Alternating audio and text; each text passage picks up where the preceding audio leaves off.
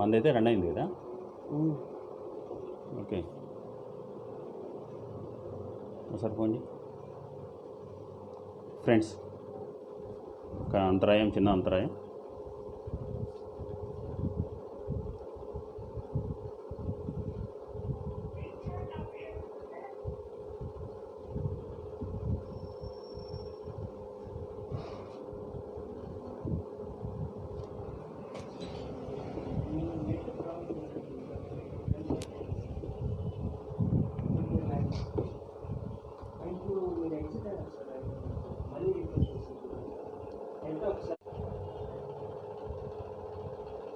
ఒకసారి ఫోన్ చేయి. Okay, request అయితే పెట్టినా నేను. మనం ఫినిష్ చేయకుండా మళ్ళీ కంటిన్యూ అట్లా చేసింటే సరిపోయింది. ఫినిష్ చేసి మళ్ళీ స్టార్ట్ చేసాను నేను, అదే పొరపాటు.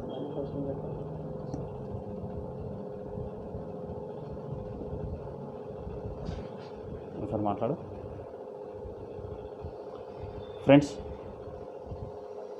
శ్రీశైల గారు,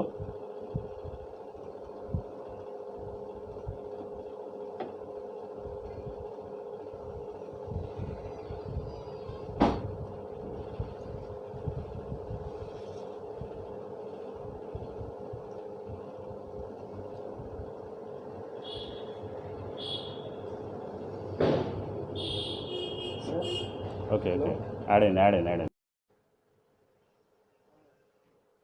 అయింది. వచ్చింది.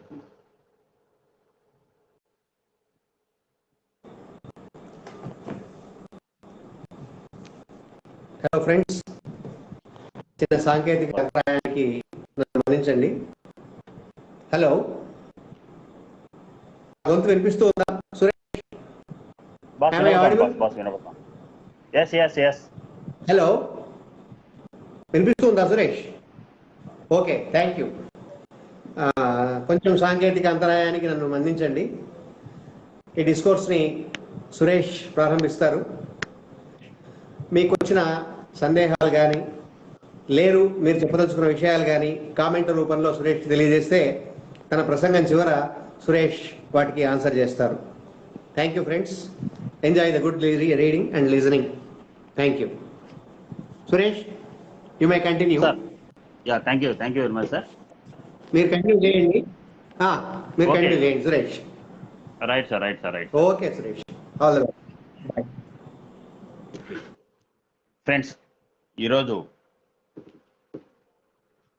ఫ్రెండ్స్, ఈరోజు మనం రక్తాశ్రువులు అన్నటువంటి పుస్తకాన్ని పరిచయం చేయడం అన్నటువంటిది జరుగుతూ ఉంది. ఈ పుస్తకం ఇది ఫ్రెండ్స్. సో దీన్ని Ted Allen and Sydney garden అనే వ్యక్తులు రాయడం అన్నటువంటిది జరిగింది. దీన్ని ఇంగ్లీష్గా ద స్కాపల్ ద స్క్వాడ్ అన్నటువంటి పేరుతో టెడ్ అలెన్ రాసినటువంటి పుస్తకాన్ని మనం ఈరోజు పరిచయం చేసుకోబోతున్నాము.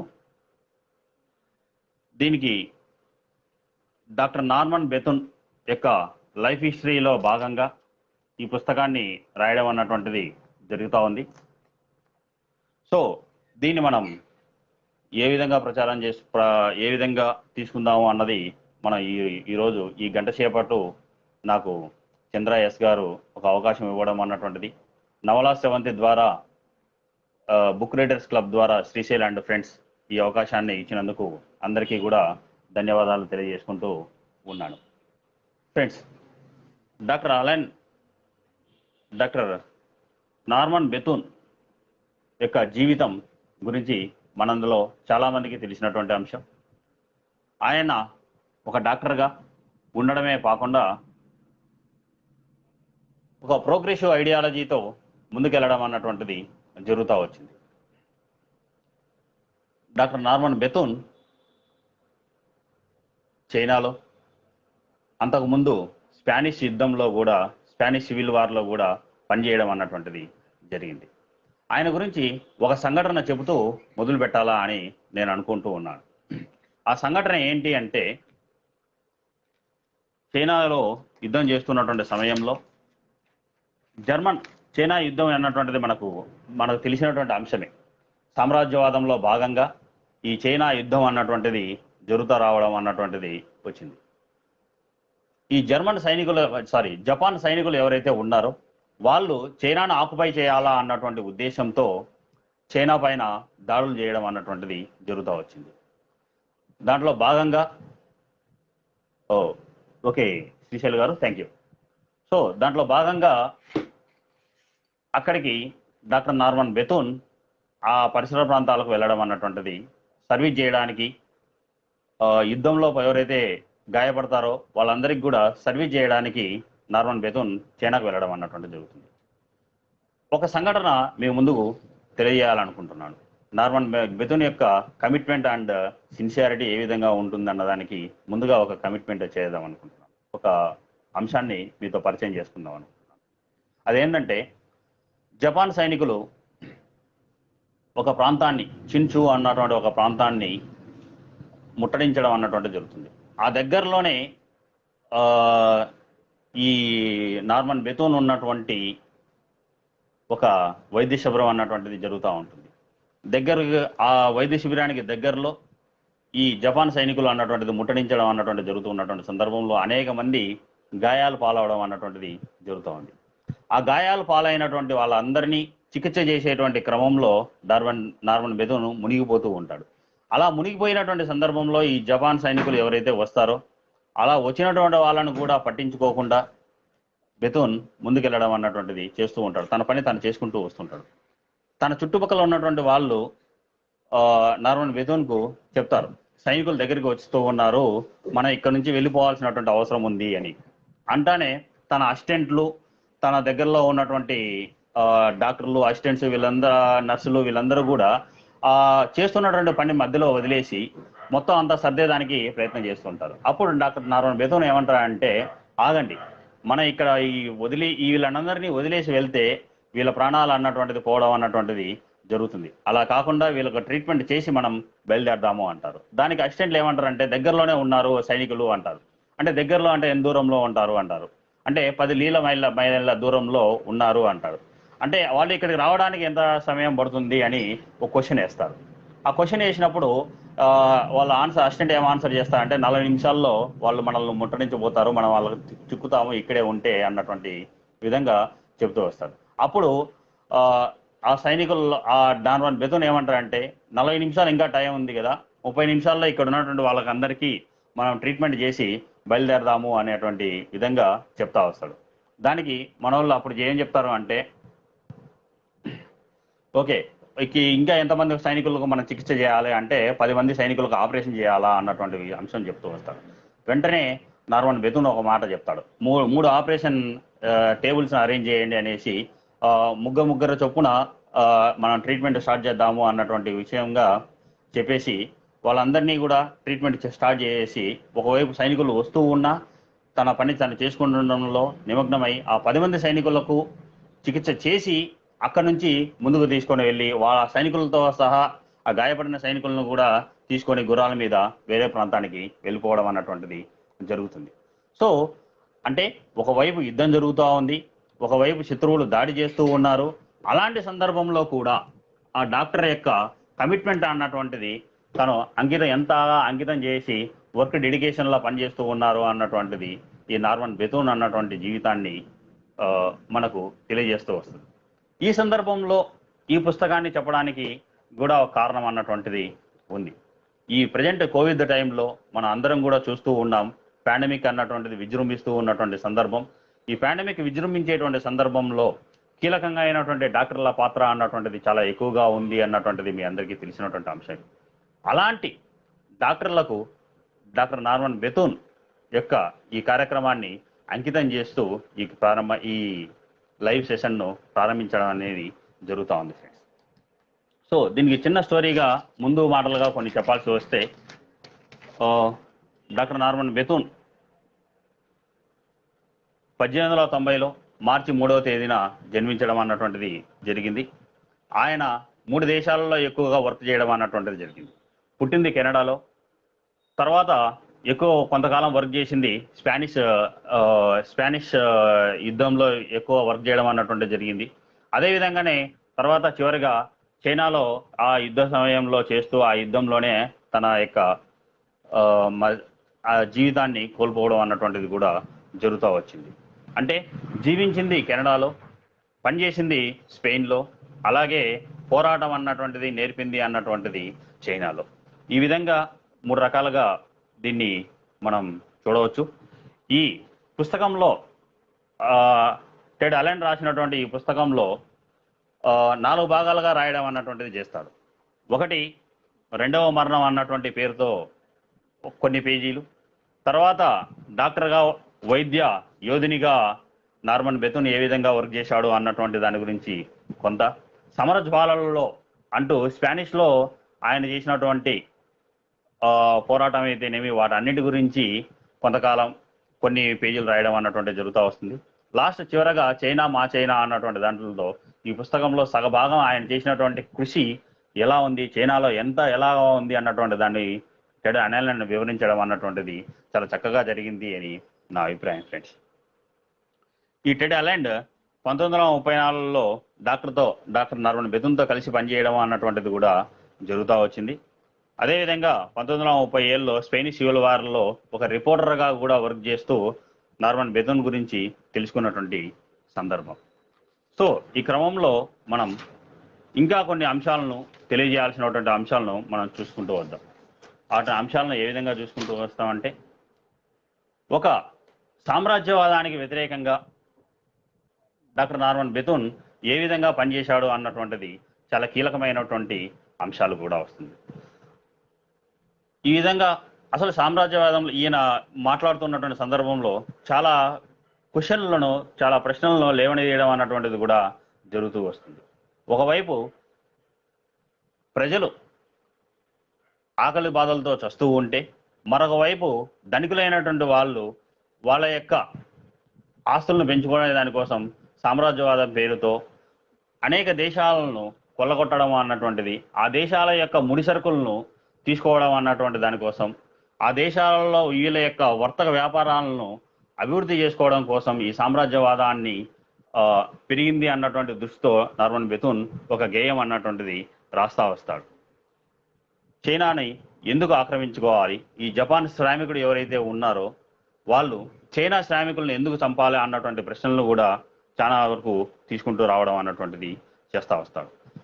దాంతో పాటుగా మనం చాలా యొక్క సామ్రాజ్యానికి వ్యతిరేకంగా చూస్తూ ఉన్నటువంటి క్రమంలో వీటన్నిటినీ కూడా ఇప్పటి పరిస్థితుల్లో కూడా అన్వయించాల్సినటువంటి పరిస్థితి అన్నది మనకు కనపడతా ఉంది. ఒకవైపు సామ్రాజ్యవాదం పారుతో అనేక ఉన్నటువంటి వాళ్ళు ధనికులు ఎవరైతే ఉన్నారో వాళ్ళు మరింత ధనికులుగా పెరిగిపోవడం అన్నటువంటిది, అదేవిధంగా లేనటువంటి వాళ్ళు ఎవరైతే ఉన్నారో వాళ్ళు అసలుగే లేకుండా పోయేటటువంటి పరిస్థితి అన్నటువంటిది కనపడతా ఉంది. ఈ విధంగా ఉండకూడదు అన్నటువంటి దాని దృష్ట్యా పోరాటం ఎవరైతే చేస్తూ ఉంటారో వాళ్ళ వైపున సామ్రాజ్యవాదానికి వ్యతిరేకంగా ఎవరైతే పోరాటం చేస్తూ ఉంటారో వాళ్లకు తోడుగా డాక్టర్ నార్మన్ బెతున్ తన జీవితాన్ని అంకితం చేయడం అన్నటువంటిది జరుగుతూ వచ్చింది. అలా తన జీవితాన్ని స్పానిష్ టైంలో ఎవరైతే ఆ స్పెయిన్ను ఆక్రమించుకోవాలా అన్నటువంటి ఉద్దేశంతో జర్మనీ, ఇటలీ వాళ్ళు ఎవరైతే పోరాటం చేశారో దానికి వ్యతిరేకంగా నార్మన్ బెతున్ ఆ స్పానిష్ రిపబ్లికన్కు సపోర్టుగా నార్మన్ బెతున్ వర్క్ చేయడం అన్నటువంటిది జరిగింది. అదేవిధంగానే జపాన్ ఏదైతే చైనాను ఆక్యుపై చేయాలా అన్నటువంటి ఉద్దేశంతో, ఆ సామ్రాజ్యవాదంతో ఏదైతే వ్యతిరేకంగా ఉన్నటువంటి ఉద్దేశంతో జపాన్ చైనాను ఆక్యుపై చేసినటువంటి సందర్భంలో జపాన్కు వ్యతిరేకంగా, సామ్రాజ్యానికి వ్యతిరేకంగా నార్మన్ బెతున్ పోరాటం అన్నటువంటిది కూడా చేయడం అన్నటువంటిది జరుగుతూ వచ్చింది ఫ్రెండ్స్. అలా చేస్తూ ఉన్నటువంటి క్రమంలో డాక్టర్ బెతున్ గురించి మావో ఒక చోట ఒక మాట అంటాడు. ఒక వ్యక్తి సామర్థ్యం అల్పమైనప్పటికీ అనల్పమైనటువంటిది ఏదైనా కావచ్చు, బెతున్కు ఉన్నటువంటి సేవా దీక్ష, బెతున్కు ఉన్నటువంటి చైతన్యం ఏదైతే ఉంటుందో దాన్ని ప్రజలు తీసుకుంటే ఆ వ్యక్తి ప్రజా సంక్షేమం కోసం కృషి చేసినటువంటి గొప్ప వ్యక్తిగా చరిత్రలో నిలిచిపోతాడు అని మావో ఒక చోట ప్రసంగిస్తాడు. అంటే ఇక్కడ బెథూన్ యొక్క చైతన్యం అంటే ఏంటి, బెథూన్ చైతన్యం ప్రజలకు ఎందుకు తీసుకోవాలి అన్నటువంటి ప్రశ్నలు మన ముందుకు వస్తూ ఉంటాయి. డాక్టర్ నార్మన్ బెథూన్ యొక్క చైతన్యం అన్నటువంటిది మామూలు చైతన్యం అన్నటువంటిది కాదు. అది ఒక అంతర్జాతీయమైనటువంటి చైతన్యం. అది సోషలిజానికి సంబంధించినటువంటి చైతన్యం, అది కమ్యూనిజానికి సంబంధించినటువంటి చైతన్యం. ఆ చైతన్యాన్ని వలస రాజ్యాలు, అర్ధవలస రాజ్యాలు అన్నటువంటివి కూడా తీసుకోవాలా అన్నటువంటిది.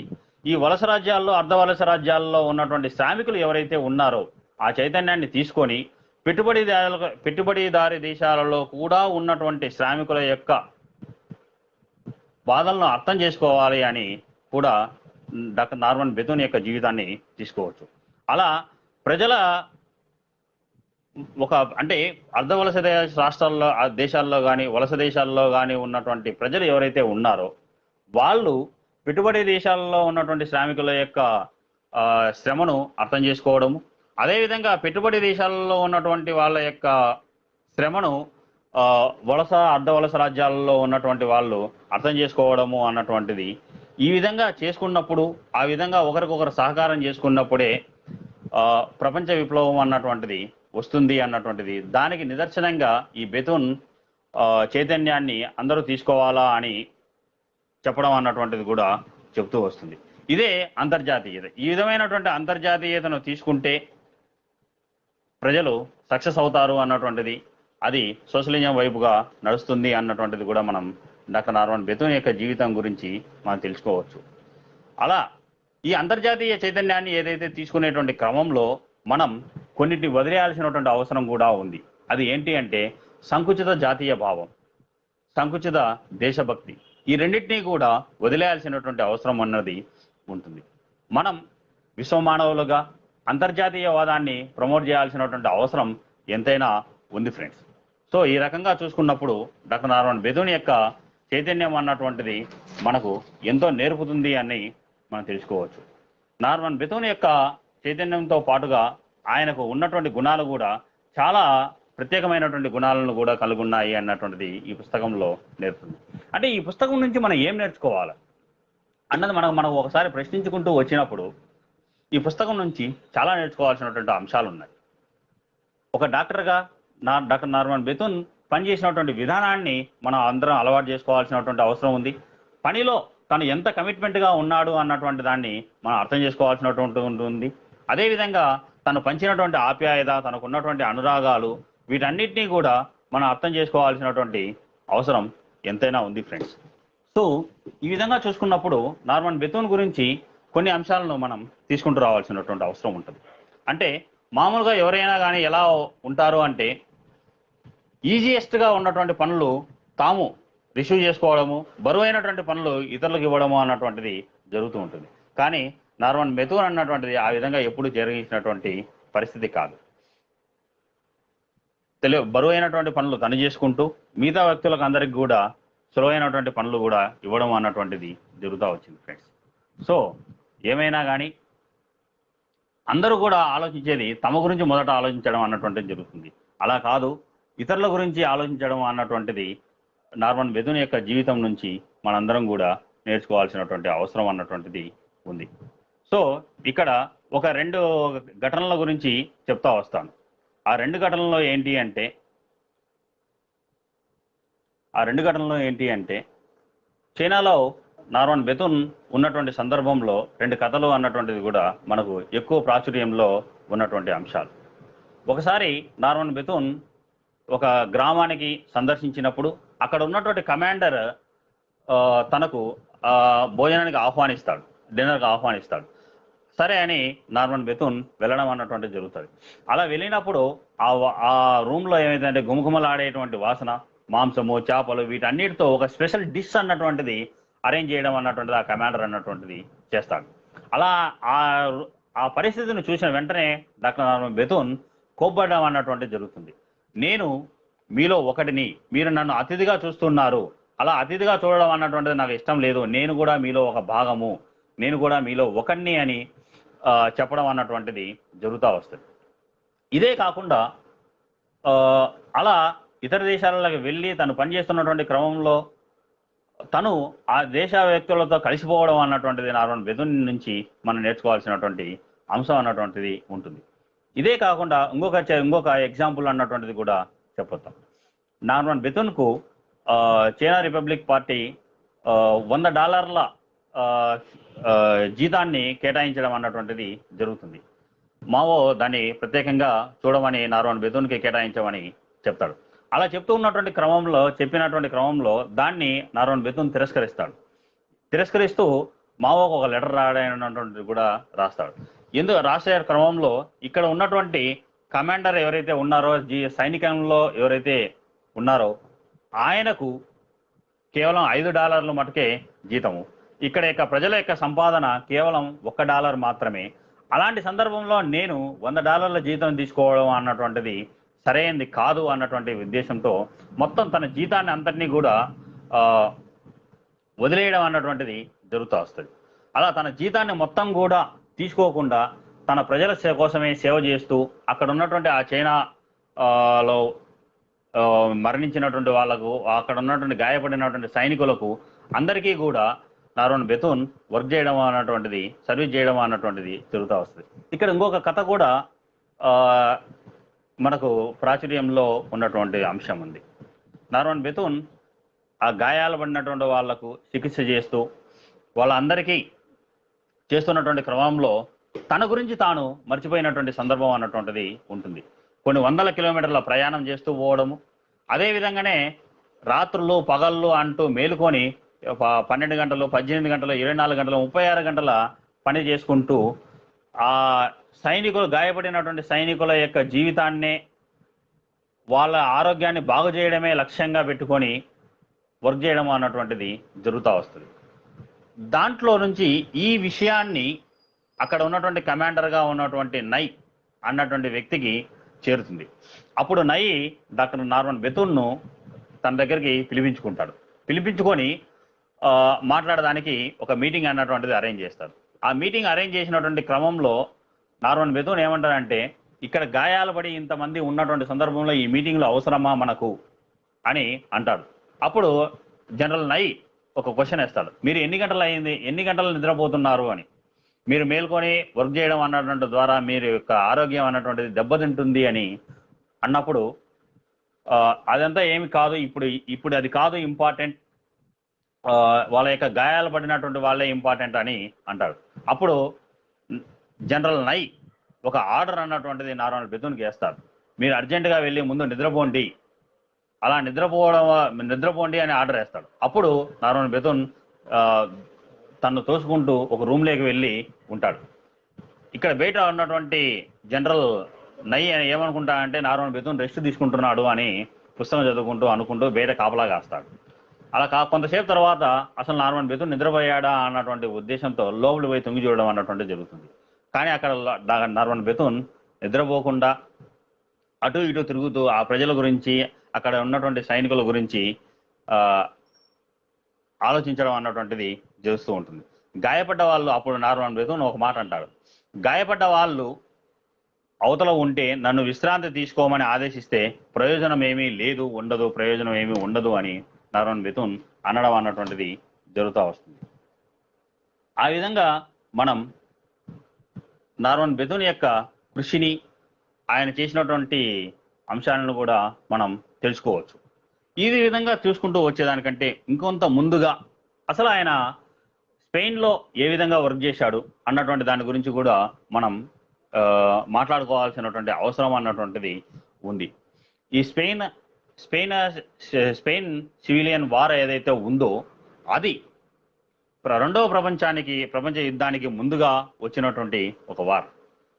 ఒకవైపు స్పెయిన్ను ఆక్రమితం చేసుకోవాలా అన్నటువంటి ఉద్దేశంతో ఉన్నటువంటి సామ్రాజ్యవాదులు, ఒక ఫాసిజానికి సంబంధించినటువంటి వ్యక్తులు, ఒక దేశాలు కొన్ని ఉన్నాయి, జర్మనీ, ఇటలీ, ఇవి ఆ స్పెయిన్ ఆక్యుపై చేసుకోవాలా అన్నటువంటి ఉద్దేశంతో ఉండడం అన్నటువంటిది జరుగుతూ ఉంది.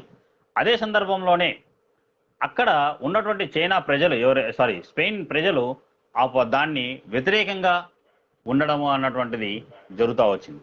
సో ఈ రెండింటి యొక్క క్రమంలో ఈ స్పెయిన్ సివిలియన్ వార్ను ఏ విధంగా మనం చూడాలా అన్నటువంటి దాని గురించి ఒక 2 మాటలు మాట్లాడుకుంటూ వస్తే, ఒక నియంతృత్వానికి ఒక ప్రజాస్వామ్యానికి మధ్యగా ఈ స్పెయిన్ వార్ను మనం చూడాల్సినటువంటి అవసరం ఉంటుంది.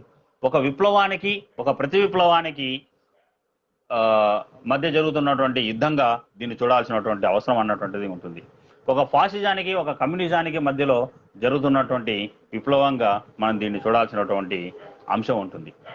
అంటే దీన్ని ఎలా చూడాలా అన్నటువంటి సందర్భంలో మనం చెప్పుకోవాల్సినటువంటిది, ప్రజా సంక్షేమం కోసం ప్రజల కోసం పోరాడుతున్నటువంటి వాళ్ళు ఒకవైపు అయితే, వాటన్నిటినీ గుప్పెట్లో పెట్టుకోవాలా, ఆ దేశాన్ని అంతటినీ గుప్పెట్లో పెట్టుకోవాలా అని పోరాడుతున్నటువంటి వాళ్ళు, ఆక్రమించుకోవాలా అన్నటువంటి దురాశ కలిగినటువంటి వాళ్ళు ఇంకొక వైపు ఉండడం అన్నటువంటిది జరుగుతుంది. ఈ పరిస్థితుల్లో మన డాక్టర్ నార్మన్ బెతూన్ స్పెయిన్లో అడుగు పెట్టడం అన్నటువంటిది జరుగుతుంది. అప్పటికే స్పెయిన్ అన్నటువంటిది అల్లాడిపోతూ ఉన్నటువంటి సందర్భంలో ఫ్రాంకో అన్నటువంటి వ్యక్తి అక్కడ దాన్ని ఆక్యుపై చేసుకోవాలా అన్నటువంటి సందర్భం అన్నటువంటిది నడుస్తూ ఉన్నటువంటి సందర్భంలో ఆ స్పెయిన్లో ఉన్నటువంటి పరిస్థితుల్లో అక్కడ ఉన్నటువంటి ఆ పరిస్థితుల్లో ఉన్నటువంటి నినాదాలు ఏ విధంగా ఉన్నాయి అన్నటువంటి దాని గురించి కూడా మనం తెలుసుకోవాల్సినటువంటి అంశం ఉంది. అక్కడ మహిళలు ఏమనుకుంటారు అంటే, బానిసల భార్యలుగా ఉండడం కంటే వీరులకు వితంతువులుగా ఉండడం అన్నటువంటిది, వీరమరణం పొందినటువంటి భర్తల యొక్క వితంతువులుగా ఉండడం గొప్పది అని వాళ్ళ యొక్క అప్పుడే ఆ స్పెయిన్లో ఉన్నటువంటి పరిస్థితుల్లో ఉన్నటువంటి మహిళల యొక్క ఆక్రందన ఆ విధంగా ఉన్నటువంటి ఉంది. అక్కడ ప్రజలు ఏమేమి నిదానాలు ఇస్తున్నారు అంటే, మోకరెళ్ళి బతకడం కంటే కాళ్ళ మీద నిలబడి మరణించడమే మేలు అన్నటువంటి నినాదాలు ఉన్నటువంటి సందర్భంలో నార్మన్ బెతూన్ అక్కడికి ప్రవేశించడం అన్నటువంటిది జరుగుతుంది. ఇలా నార్మన్ బెతూన్ ప్రయాణంలో మనం చూసుకున్నటువంటి సందర్భం ఏంటంటే, ఆయన చేసినటువంటి ఒక గొప్పదైనటువంటి పని ఏంటి అంటే బ్లడ్ ట్రాన్స్ఫ్యూషన్ ట్రీట్మెంట్, అంటే రక్త మార్పిడి వ్యవస్థ.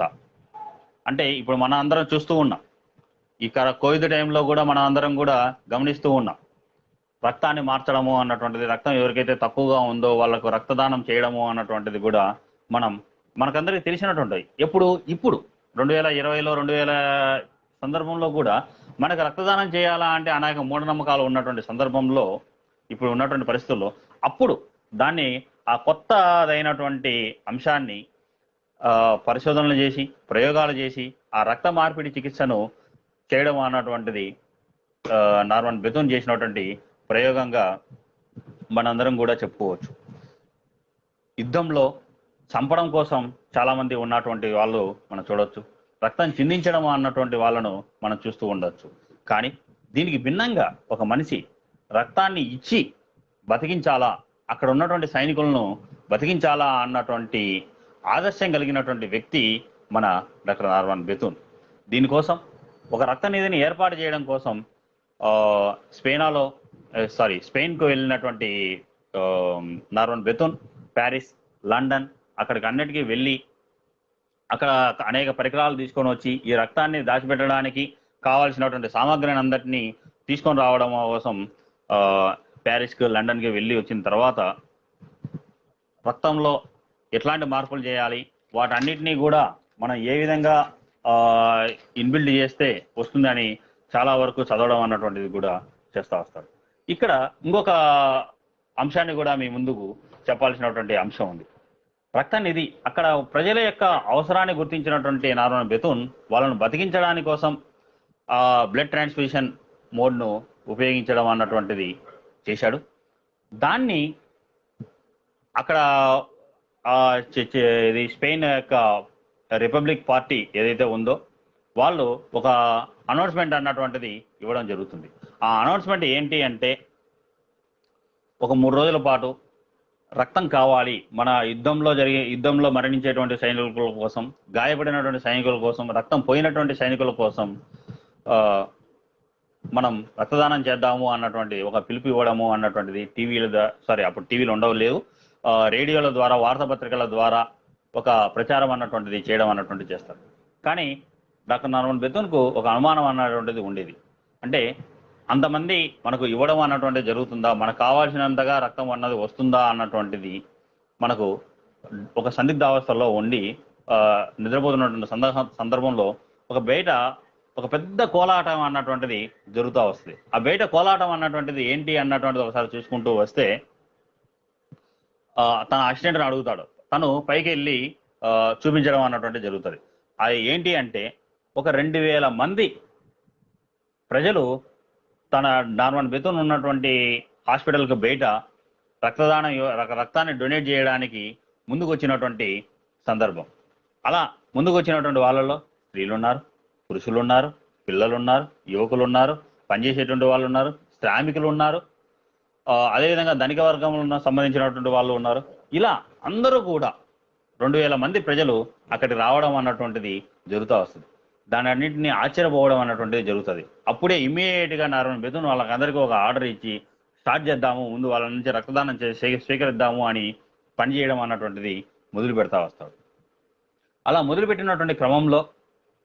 మొదలుపెట్టినటువంటి క్రమంలో తన దగ్గర ఏవైతే రక్తాన్ని నిల్వ చేసుకునేటువంటి సామాగ్రి ఏవైతే ఉందో అవన్నీ కూడా అయిపోవడం అన్నటువంటి జరుగుతుంది. ఇంకా అక్కడ ఉన్నటువంటి ప్రజలు మేము రక్తాన్ని ఇవ్వడానికి సిద్ధంగా ఉన్నాము, మీరు తీసుకోవడానికి సిద్ధంగా లేరు, మేము ఇస్తాము అన్నటువంటి ఒక పెద్ద గలాట, ఒక నిరసనలు అన్నటువంటిది చేయడం అన్నటువంటిది జరుగుతుంది. వాటన్నిటినీ దానికోసం డాక్టర్ నార్మన్ బెథూన్ ఒక పథకం ఆలోచించి వాళ్ళందరి వివరాలు మనం సేకరిద్దాము, వాళ్ళందరి పేర్లు మనం తీసుకుందాము, అడ్మిట్ చేసుకొని నేమ్స్ అండ్ అడ్రసెస్ అన్నీ కూడా తీసుకొని ఒక పకడ్బందీగా వాళ్ళ నుంచి రక్తదానాన్ని స్వీకరించడం అన్నటువంటిది జరుగుతూ వస్తుంది. అలా స్వీకరించిన తర్వాత వీళ్ళు ఎక్కడైతే స్పెయిన్లో అంతర్యుద్ధం జరుగుతూ ఉంటుందో, స్పెయిన్లో యుద్ధం ఎక్కడైతే జరుగుతూ ఉంటుందో, ఎక్కడైతే జర్మన్, ఇటలీ ఫ్యాసిజానికి సంబంధించినటువంటి వాళ్ళు ఎక్కడైతే దాడులు చేస్తూ ఉంటారో ఆ ప్రాంతానికి వెళ్ళి వర్క్ చేయడం అన్నటువంటిది జరుగుతూ వస్తుంది. ఇంతకు ముందు ఎన్నడూ లేనటువంటి విధంగా ఒక గొప్ప ప్రయోజనం ఒక గొప్ప మార్గాన్ని డాక్టర్ నార్మన్ బెథూన్ అన్నటువంటి వ్యక్తి కనిపెడతాడు. అది ఏంటి అంటే ఎక్కడైతే యుద్ధం జరుగుతూ ఉంటుందో, ఎక్కడైతే ప్రజలు నష్టపోతూ ఉంటారో అక్కడికే వెళ్ళి ఆ యుద్ధ రంగంలోనే పనిచేయడము అన్నటువంటిది ఒక కొత్త విధానాన్ని, ఒక కొత్త ధైర్యాన్ని కూడా ధైర్యంగా ముందుకేసినటువంటి వ్యక్తి డాక్టర్ నార్మన్ బెథూన్ అని కూడా చెప్పచ్చు. అలా వెళ్తున్నటువంటి సందర్భంలో మాలగా అన్నటువంటి ఒక ప్లేస్ స్పెయిన్లో ఉంటుంది. దానికి దురాక్రమదారులు ఎవరైతే ఉన్నారో వాళ్ళందరూ కూడా ఆ మాలగాను అటాక్ చేసి చేస్తున్నారు అన్నటువంటి విషయాన్ని నార్మన్ బెథూన్ తెలిసిన తర్వాత వీళ్ళే ఆ రక్త సంచార వాహనాన్ని వేసుకొని, ఒక ట్రక్ను వేసుకొని ఆ ఊరికి పోవడం అన్నటువంటిది జరుగుతూ వస్తుంది. అలా కొంత దూరం వెళ్ళిపోయిన తర్వాత అల్మీరియా అన్నటువంటి ఒక ప్లేస్ వెళ్ళిపోయిన తర్వాత అక్కడ మాలగా పడిపోయింది, అంటే మాలగాను ధ్వంసం చేశారు అన్నటువంటి వాయిస్ అన్నటువంటిది తెలుస్తుంది. అక్కడ నుంచి జనాలు గుంపులుగా పారిపోవడం అన్నటువంటిది, ఆ ఊరినన్నింటినీ ఖాళీ చేసి వేరే ఊర్లకు వెళ్ళిపోవడం అన్నటువంటిది జరుగుతూ వస్తుంది. ఆ వెళ్ళిపోతున్నటువంటి వాళ్లకు ఈ నార్మన్ బెథూన్ వెళ్తున్నటువంటి పరిస్థితుల్లో వాళ్ళిద్దరూ కూడా క్వైట్ ఆపోజిట్గా రావడం అన్నటువంటిది జరుగుతూ వస్తుంది. అప్పుడు చూస్తే నేల ఈనినట్లు ఆ ప్రజలందరూ కూడా పుట్టుకుని వచ్చారా అన్నటువంటి ఉద్దేశంతో కొన్ని వందల మంది రావడం అన్నటువంటిది జరుగుతూ వస్తుంది. అంటే అంతమంది ఆ ఊర్లన్నీ వదిలేసి బయటికి రావడం అన్నటువంటిది జరుగుతూ వచ్చింది. అప్పుడు నార్మన్ బెథూన్ ఒక నిర్ణయం అన్నటువంటిది తీసుకుంటారు. అక్కడ వాళ్ళు వెళ్తూ ఉన్నటువంటి ట్రక్లో ఉన్నటువంటి వస్తువులన్నింటినీ కూడా అక్కడ దించేసి ఇక్కడ ఉన్నటువంటి వాళ్ళందరినీ కూడా ముందు హాస్పిటల్లోకి చేర్చాలా అన్నటువంటి ఒక నిర్ణయాన్ని తీసుకొని ట్రక్లో వేసుకొని ముందు పిల్లలను తీసుకోవడం వెళ్ళడము, తర్వాత వృద్ధులను తీసుకొని పోవడం, తర్వాత కుటుంబాలను తీసుకొని పోవడం, ఇలా చేసుకుంటూ 48 గంటల అవిశ్రాంతంగా పనిచేసి అక్కడికి తీసుకొని పోవడం అన్నటువంటిది జరుగుతూ వస్తుంది. వీటన్నిటినీ కూడా ఒక డాక్యుమెంటరీగా ఒక ఆర్టికల్ అన్నటువంటిది నార్మన్ బెథూన్ రాస్తాడు. దానికి the crime on the road అని ఒక పేరు పెట్టడం అన్నటువంటిది కూడా జరుగుతూ వస్తుంది. అక్కడ అల్మీరియా, అంటే ఆ అల్మీరియాలో జరిగినటువంటి సంఘటన అన్నది నార్మన్ బెతూన్ యొక్క జీవితంలో చాలా స్పష్టమైన ఒక ప్రత్యేకమైనటువంటి సంఘటన అని కూడా మనం చెప్పుకోవచ్చు. ఆ సంఘటనలలో ఆయన ఒక నిర్ణయం అన్నటువంటిది తీసుకోవడం అన్నటువంటిది జరుగుతుంది, ఒక ప్రతిజ్ఞ తీసుకోవడం అన్నటువంటిది జరుగుతుంది. ఆ ప్రతిజ్ఞ ఏంటి అంటే అన్ని రకాల బలహీనతల్ని అభిజాత్యాలని చంపుకొని చంపుకొని సైనికుడు ఏ విధంగా అయితే జీవిస్తాడో, అంటే యుద్ధంలో పోయేటువంటి సైనికులు వాళ్ళకు ఉన్నటువంటి బలహీనతలను కోరికలను అన్నింటినీ చంపుకొని ఏ విధంగా అయితే జీవిస్తాడో, అలా ఒక ఉక్కు మనిషిలాగా తనను తాను రూపొందించుకోవడానికి కోసం, అంటే ఒక ఉక్కు మనిషిగా తనను తాను మారడం కోసం తను సమూలంగా మారాలి అని ఒక నిర్ణయం అన్నటువంటిది, ఒక ప్రతిజ్ఞ అన్నటువంటిది చేసుకుంటాడు. అలా ప్రతిజ్ఞ చేసుకున్నటువంటి దాని నుంచే నార్మన్ బెతూన్ ఒక అత్యంత క్లిష్టమైనటువంటి సందర్భాలలో కూడా అన్ని గంటలు పనిచేయడము అన్నటువంటిది ఒక మామూలు మనిషికి అయితే కుదరనటువంటి సందర్భం. అలా ఆ కఠోర ప్రతిజ్ఞ తీసుకోవడం అన్నటువంటిది కూడా నార్మన్ బెతూన్ ఈ అల్జీరియా స్మృతికి చిహ్నంగా తీసుకోవడం అన్నటువంటిది జరుగుతుంది. ఇంకొక మాట కూడా అంటాడు, అలా ఎవరైతే ఆ ప్రతిజ్ఞ తీసుకొని ఉక్కు మనసులుగా మారతారో వాళ్లే ఈ కొత్త ప్రపంచాన్ని కాపాడుకుంటారు అని కూడా, సంరక్షించుకోగలుగుతారు అని కూడా అంటారు. అంటే ఆ కొత్త ప్రపంచం ఏంటి, ఆ కొత్త ప్రపంచం ఏంటి అని ఒకసారి మనం చూసుకుంటూ వచ్చినప్పుడు, ఎవరైతే ఈ విధంగా నిర్ణయాలు తీసుకొని ఈ విధంగా సామ్రాజ్యవాదానికి వ్యతిరేకంగా పనిచేస్తూ కొత్త ప్రపంచాన్ని ఎవరైతే తీసుకుంటారో, ఆ సమాజం ఏదైతే ఉందో, ఆ సోషలిజం ఏదైతే ఉందో, ఆ ప్రజలకు అన్ని సమాన హక్కులు ఏవైతే ఉన్నాయో, ప్రజల యొక్క సంక్షేమాన్ని ప్రభుత్వాలు ఏవైతే చూస్తూ ఉన్నాయో వాటన్నిటినీ కాపాడడం కోసం అలా ఆ ప్రజలే, ఆ ఉక్కు మనుషులే బాధ్యత తీసుకొని పనిచేస్తారు అని కూడా అనడం అన్నటువంటిది చేస్తారు. అలాంటి సందర్భాలలో పనిచేసినటువంటి నార్మన్ బెతూన్ కొన్ని రోజులు ఆ స్పెయిన్ అంతర్యుద్ధంలో చేసిన తర్వాత ఈ స్పెయిన్ అంతర్యుద్ధాన్ని గురించి అమెరికాలోను కెనడాలోను ప్రచారం చేయాల్సినటువంటి అవసరం అన్నటువంటిది ఎంతైనా ఉంది. ఆ ప్రచారం చేయాల్సినటువంటి బాధ్యతను కూడా మన నార్మన్ బెతూన్ పైన పెట్టడం అన్నటువంటిది జరుగుతుంది. దానిపైన ఒక డాక్యుమెంటరీ తీయమని చెప్తారు. ఆ డాక్యుమెంటరీ పేరు హార్ట్ ఆఫ్ ద స్పెయిన్, అంటే స్పెయిన్ యొక్క హృదయము అని కూడా చేసి దాన్ని వెళ్లాల్సినటువంటి సందర్భంలో నార్మన్ బెతూన్ ఇంకొక గొప్ప కార్యం కూడా చేయడం అన్నటువంటిది చేస్తాడు. ఈ యుద్ధ రంగంలో ఎవరైతే ఉన్నారో, ఈ సైనికులు ఎవరైతే చనిపోతారో, ప్రజలు ఎవరైతే చనిపోతారో వాళ్ళ పిల్లలు అనాథలుగా ఉన్నటువంటి ఆ పిల్లల కోసం కొన్ని గ్రామాలను ఏర్పాటు చేయాలి, ఆ గ్రామాలలో ఈ పిల్లలను ఉంచాలి, ఆ పిల్లలను కాపాడుకోవాలా అన్నటువంటి ఉద్దేశంతో నార్మన్ బెతూన్ ఒక 2 గ్రామాలను ఏర్పాటు చేయడం అన్నటువంటిది కూడా జరుగుతుంది. బార్జిలోనా అన్నటువంటి ఒక ప్రాంతం ఏదైతే ఉందో ఆ ప్రాంతం స్పెయిన్లో యుద్ధానికి దూరంగా ఉన్నటువంటి ప్రాంతం. అక్కడికి వెళ్ళి ఆ అధికారులతో మాట్లాడి ఈ పిల్లలను ఆ ఏరియాలో పెంచడానికి ఏర్పాటు చేయడం అన్నటువంటిది కూడా జరుగుతుంది. అలా ఎక్కడైతే ఆ ఊర్లలో పిల్లల్ని పెంచడానికి అనుమతి లభించిన తర్వాత వెంటనే టొరంటోలో ఉన్నటువంటి స్పానిష్ సహాయ నిధికి ఫోన్ చేయడం అన్నటువంటిది జరుగుతుంది. అలా చేసి అక్కడ వచ్చినటువంటి ఆర్థిక సహాయం ద్వారా ఈ విధంగా ఆ 2 గ్రామాలను ఏర్పాటు చేయడం అన్నటువంటిది జరుగుతూ వస్తుంది. అంటే యాక్చువల్గా మన అందరం కూడా మన వాళ్ళు చూసేటువంటి ఏంటి అంటే, ఒకవైపు యుద్ధం జరుగుతూ ఉన్నటువంటి సందర్భంలో ప్రజల సంక్షేమాన్ని, ప్రజలను పక్కన పెట్టేయడం అన్నటువంటి జరుగుతుంది. ఎవరైనా కానీ ఆ యుద్ధంలో గెలుపోవడంలే అన్నటువంటిదే ప్రధానంగా జరుగుతున్నటువంటి సందర్భంలో అక్కడ కోల్పోయినటువంటి తల్లిదండ్రులు కోల్పోయినటువంటి పిల్లల యొక్క కోసం కూడా భావితరాలను కాపాడుకోవాలా, వాళ్ళే మన భవిష్యత్తు అన్నటువంటి దృష్ట్యా వాళ్ళని కాపాడుకోవాలా అన్నటువంటి దృక్పథంతో వాళ్ళ కోసం కొన్ని గ్రామాలను నిర్మించాలా వాళ్ళని అన్నటువంటిది డాక్టర్ నార్మన్ బెతూన్ యొక్క ఆలోచనల్లో పుట్టినటువంటి విధంగా కూడా చెప్పడం అన్నటువంటి జరుగుతుంది. ఇలా చేస్తున్నటువంటి క్రమంలో కొన్ని పత్రికలకు ఆర్టికల్స్ రాయడం అన్నటువంటిది కూడా చేస్తాడు నార్మన్ బెతూన్. దాంట్లో కళాకారుల గురించి ఒక అంశం అన్నటువంటిది ఒక ఆర్టికల్ రాయడం అన్నటువంటిది చేస్తాడు. కదిలించడం అన్నటువంటిది కళాకారుని యొక్క పని, నిద్రపోయే వాళ్ళను తట్టి లేపడం అన్నటువంటిది కళాకారుని యొక్క పని, హాయిగా తృప్తిగా మాకు ఏమీ సంబంధం లేకుండా అన్నటువంటి వాళ్ళు ఎవరైతే నిద్రపోతున్నారో అలాంటి ప్రపంచ పెద్దలను వణికించడము అన్నటువంటిది కూడా కళాకారుల యొక్క పని అని కళాకారుల గురించి గొప్పగా చెప్పడం అన్నటువంటిది కూడా చెప్తూ వస్తాడు.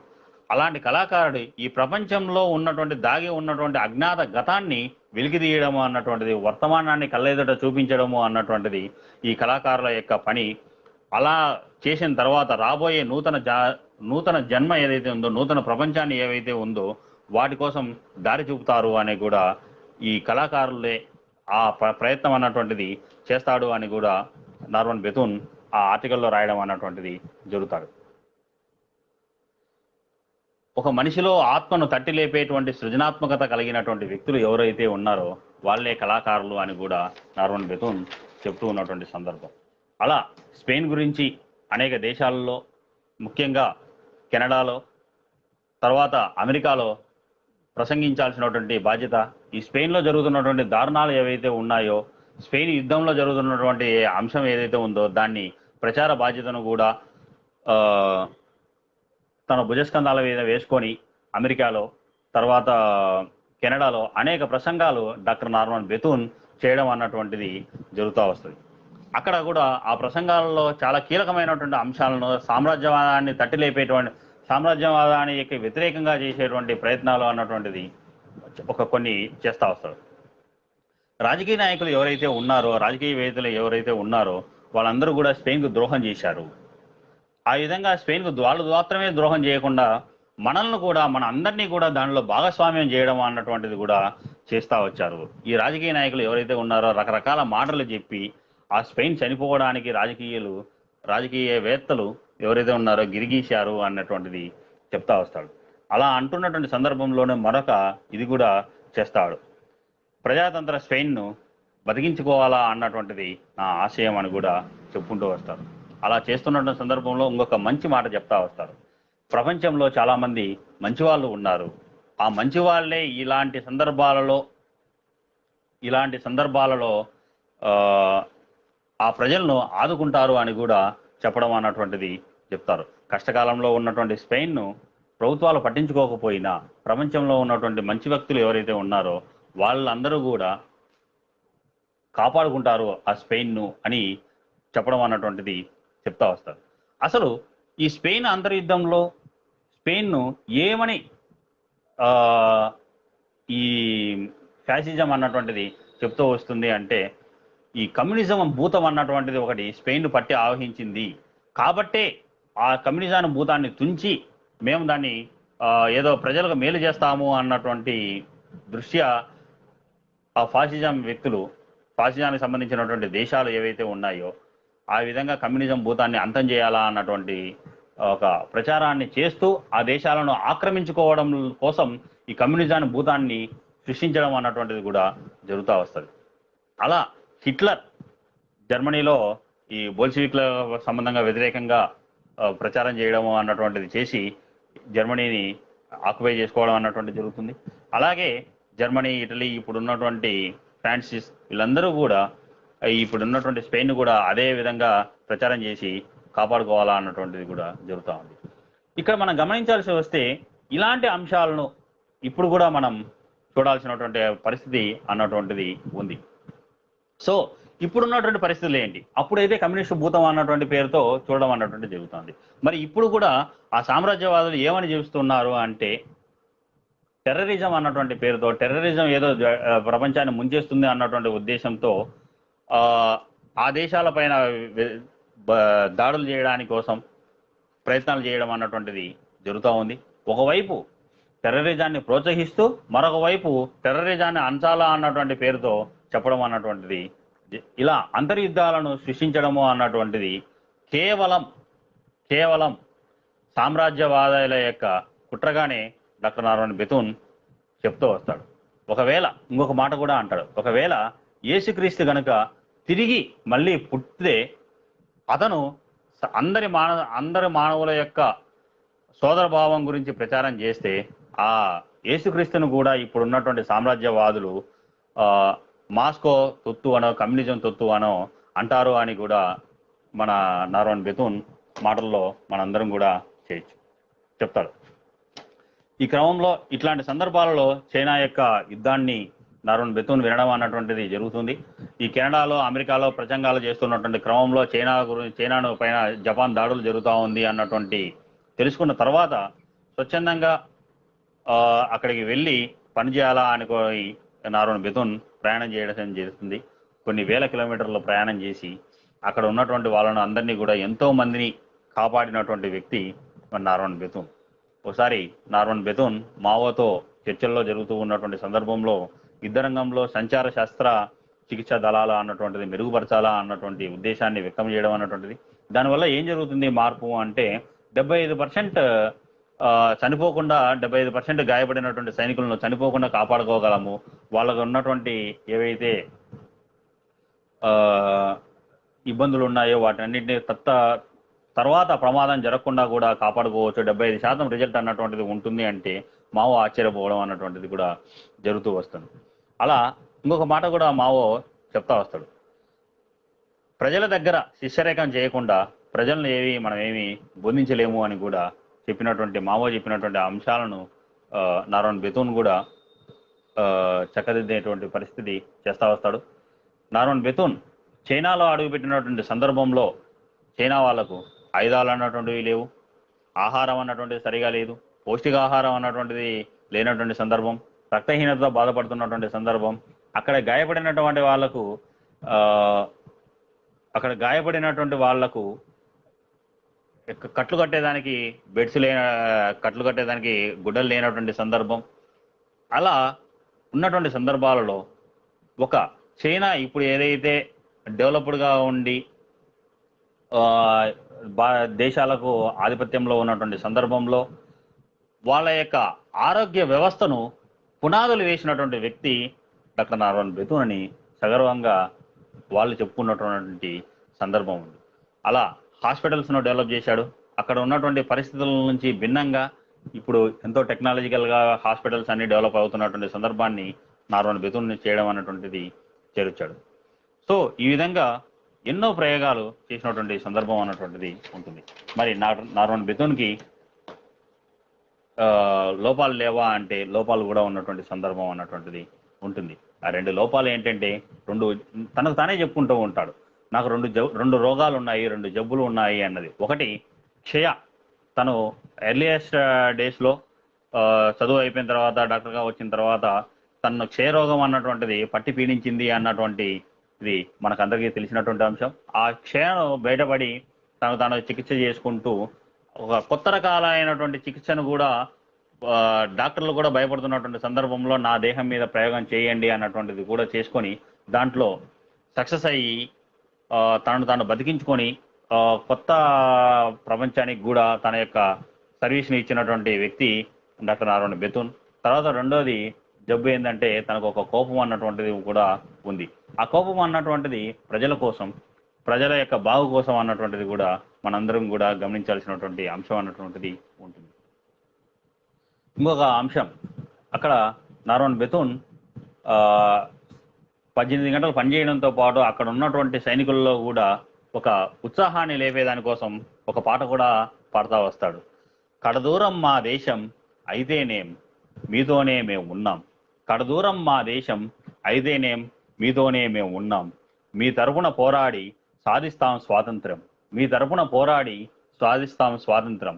అట్లా ఒక పాటను కూడా పాడి వాళ్ళలో ఉత్సాహాన్ని కూడా నింపుతున్నటువంటి సందర్భం అన్నటువంటిది ఉంది. మనం డాక్టర్ నారోన్ బెతూన్ గురించి ఎన్ని చెప్పినా ఎంతసేపు చెప్పినా కూడా తక్కువ అయ్యేటువంటి సందర్భం. అక్కడ ఆపరేషన్ థియేటర్లను ఏ విధంగా కట్టాడు అంటే నారోన్ బెతూన్ ఎక్కడ ఏ ఊర్లో ఆపరేషన్లను హాస్పిటల్స్ను కట్టినా కానీ ఈ జపాన్ సైనికులు దాడి చేసి కూర్చున్నటువంటి సందర్భంలో ఒక కొండ ఏదైతే ఉందో ఆ కొండనంతా తొలిచి ఆ కొండలో 100 గుహలు ఏర్పాటు చేసి ఆ గుహల్లో ఆపరేషన్ థియేటర్లను హాస్పిటల్స్ను నడిపినటువంటి ఘనత నారోన్ బెతూన్కు సంబంధించినటువంటి వ్యక్తి. అంత గొప్ప ఘన చరిత్రను చేయడం అన్నటువంటి జరుగుతుంది. దాని తర్వాత రెండవ అంశం ఏంటి అంటే నారోన్ బెతూన్ బౌద్ధ రామాలయాలు ఏవైతే ఉన్నాయో వాటన్నిటినీ కూడా హాస్పిటల్స్గా మలిచినటువంటి వ్యక్తి నారోన్ బెతూన్. ఇంకొక అంశాన్ని కూడా చెప్పుకోవాల్సినటువంటి అంశం. ఒకానొక క్లిష్టమైనటువంటి సందర్భంలో ఈ సర్వీస్ చేస్తున్నటువంటి క్రమంలో, యుద్ధం జరుగుతున్నటువంటి క్రమంలో మెడిసిన్స్ అన్నటువంటిది అయిపోవడం అన్నటువంటిది జరుగుతుంది. అలా మెడిసిన్స్ అయిపోయినటువంటి క్రమంలో ఆ మెడిసిన్స్ను దూర ప్రాంతం నుంచి తీసుకొని వచ్చేదానికోసం ఒక క్రైస్తవ సన్యాసి అయినటువంటి మిస్ హో సహాయాన్ని నార్మన్ బెథూన్ అన్నటువంటిది అర్చిస్తాడు.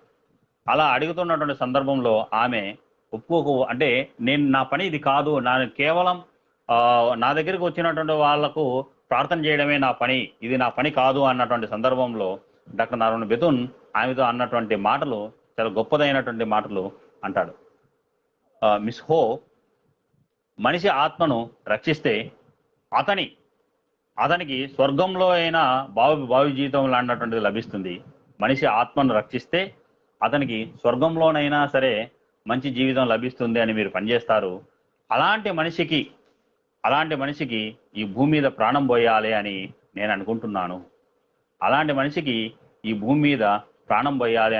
నేను అనుకుంటున్నాను. కావట అని చెప్పి ఆవిడ నుంచి సహాయాన్ని అర్థించి ఆవిడ మనసు యొక్క మార్చి తన నుంచి కూడా సహాయం పొందినటువంటి వ్యక్తి నార్మన్ బెథూన్. తను రాసుకుంటూ ఉన్నటువంటి సందర్భంలో ఒక డైరీలో తను రాసుకుంటాడు, ఈరోజు ఒక దేవత మనకు సహాయం చేస్తూ ఉంది అని రాసుకుంటూ వస్తాడు. ఇలా మనం నార్మన్ బెథూన్ గురించి ఎంతసేపు చెప్పినా కూడా తక్కువ అయినటువంటి సందర్భంలో ఆయన ఒక డాక్టర్గా, ఎన్నో హాస్పిటల్స్లో పనిచేసినటువంటి వ్యక్తిగా,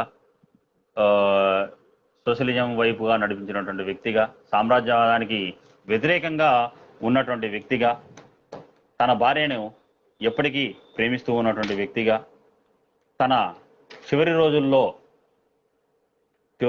రోజుల్లో తన యొక్క ఏవైతే వస్తువులు ఉన్నాయో వాటన్నిటినీ కూడా తన దగ్గర ఉన్నటువంటి వాళ్ళకందరికీ కూడా పంచినటువంటి వ్యక్తి.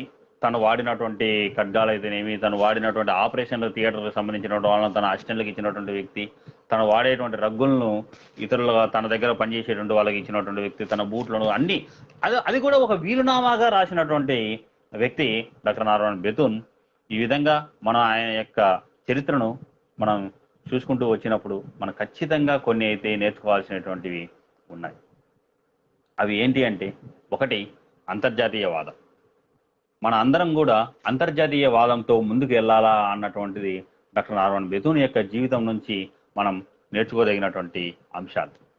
రెండవది ఆయన పనిచేసినటువంటి అఖండిత దీక్ష. దీన్ని మనం నార్మన్ బెథూన్ నుంచి మనం తీసుకోవాల్సినటువంటి అంశం. ఇతరుల సాయం చేయడం అన్నటువంటి గుణాన్ని మనం నార్మన్ బెథూన్ నుంచి తీసుకోదగినటువంటి అంశం.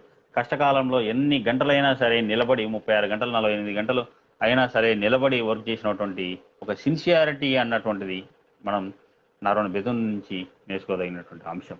ఇలాంటి అంశాలలో తను ఒక అంశాన్ని కూడా ఇప్పటి ప్రస్తుత సందర్భానికి కూడా టచ్ చేస్తూ కొన్ని మాటలు అన్నటువంటిది మాట్లాడతారు. అది తను కెనడాలో ఉన్నప్పుడు ఒక ప్రసంగంలో మాట్లాడుతున్నటువంటి మాటలు ఏంటి అంటే, ఇప్పుడు ఏవైతే ఉన్నాయో మనం పనిచేస్తున్నటువంటి హాస్పిటల్స్ ఏవైతే ఉన్నాయో అవన్నీ కూడా స్వార్థంతో పనిచేస్తూ ఉన్నాయి. కెనడాకు సంబంధించినటువంటి హాస్పిటల్స్ అన్నీ కూడా దొరికినప్పుడు అంతా దోచేసుకో అన్నటువంటి విధానంలో అలవడించడం అన్నటువంటిది తప్పు. అలా కాదు, మనం ప్రజల కోసం పనిచేయాలి అన్నటువంటి ఒక స్ఫూర్తిని గొప్పదైనటువంటి నిలిపినటువంటి వ్యక్తి మన నార్మన్ బెథూన్. ఈ విధంగా ఈ కరోనా పాండిక్లో నార్మన్ బెథూన్ గురించి ఒక పరిచయం అన్నటువంటిది రక్తాశ్రువులుగా మనం అలెన్ రాసినటువంటి ఈ పుస్తకాన్ని పరిచయం చేయడం అన్నటువంటిది ఒక గొప్పదైనటువంటి అవకాశంగా నేను భావిస్తూ ఉన్నాను. ఈ అవకాశాన్ని ఇచ్చినటువంటి బుక్ రీడర్స్ క్లబ్ ఏదైతే ఉందో నవలా స్రవంతి ద్వారా ఈ పరిచయాన్ని చేయడం అన్నటువంటిది ఆనందించినటువంటి అంశం. ఈ కరోనా పాండమిక్లో పనిచేస్తున్నటువంటి డాక్టర్లకు అందరికీ కూడా ఈ కార్యక్రమాన్ని వాళ్లకు డెడికేట్ చేస్తూ సెలవు తీసుకుంటున్నాను. ఎవరైనా మిత్రులు వాళ్ళ సందేహాలను అడగచ్చు ఫ్రెండ్స్. Thank you.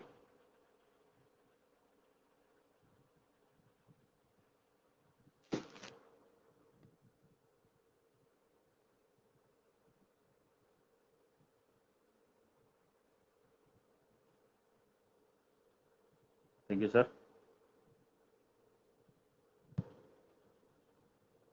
ఎస్, చాలామంది మిత్రులు ఈ కార్యక్రమాన్ని వీక్షించడం అన్నటువంటిది జరిగింది.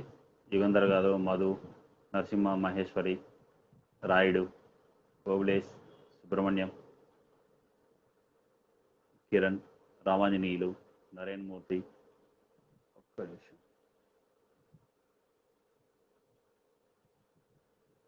మద్దూరి కిరణ్ గారు అడగండి సార్, క్వశ్చన్ అడగచ్చా అని అడిగారు. Pavan thank you. Mustafa Ali Shaikh garu thank you. Suresh coffee thank you. David, Babji, సుజన్స్ కే. ఫ్రెండ్స్, ఇక్కడ మనకు ఇంకొక అంశాన్ని కూడా నేను చెప్పాలి. అజయ్ కుమార్ వరాల గారు రీసెంట్గా ఈ పుస్తకం అన్నటువంటి జరిగారు. ఆయన యొక్క ఫేస్బుక్ వాల్ మీద దీన్ని చూసి దాని తర్వాత నేను స్టార్ట్ చేయడం అన్నటువంటిది జరిగింది. అదే క్రమంలోనే మన చంద్ర గారు ఈ పుస్తకాన్ని అంటే నేను చదువుతున్న సందర్భంలోనే ఇట్లా బుక్ రీడర్స్ క్లబ్లో ఒక పుస్తకాన్ని పరిచయం చేసేదానికి కొంత ఎవరన్నా ఉన్నారా అన్నటువంటి సందర్భంలో నేనే ఈ పుస్తకాన్ని పరిచయం చేస్తాను అన్నటువంటిది కూడా చెప్పడం అన్నటువంటిది జరిగింది. అందుకు అజయ్ కుమార్ గారికి, మన చంద్ర గారికి కూడా ధన్యవాదాలు తెలియజేసుకుంటున్నాను. సుదర్శన్, మోహన్, బేరి, అరుణ్, సుబ్రహ్మణ్యం, చంద్ర, సతీష్,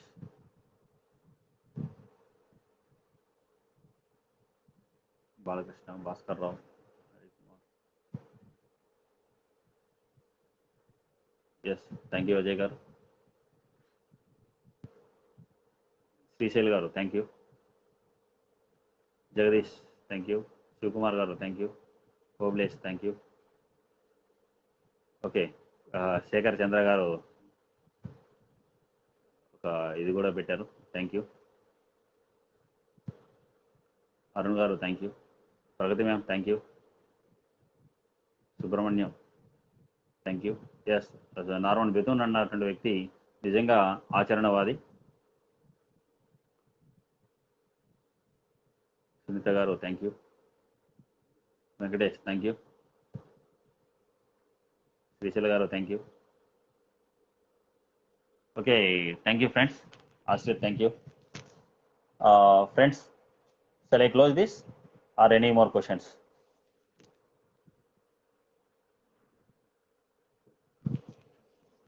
ఆశ్రిత్ ఒకసారి కాల్ చేస్తాం సార్. సార్ చంద్ర గారు, shall I close this? Please message me. Srishail గారు.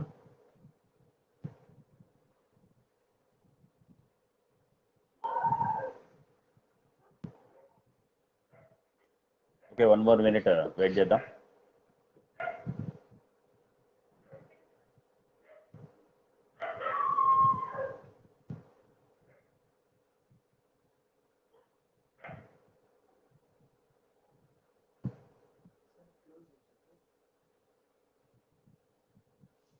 ఓకే, థ్యాంక్ యూ చంద్ర గారు. Thank you for giving this opportunity.